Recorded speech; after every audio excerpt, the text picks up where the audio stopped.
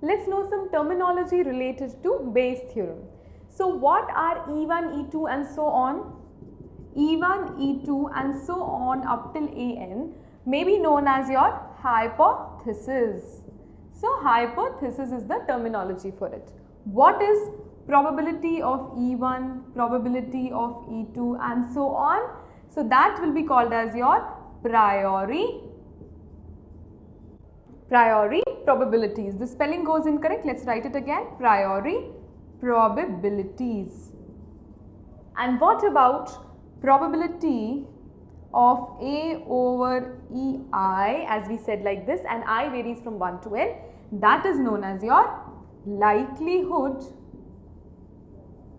probabilities. So that is called as likelihood probabilities. And if the reversal of this happens, P of EI over A happens, then that will be called as posterior probabilities. So that is called as posterior probabilities. So this is the terminology related to Bayes' theorem. Now we are very much ready to solve the questions based on it.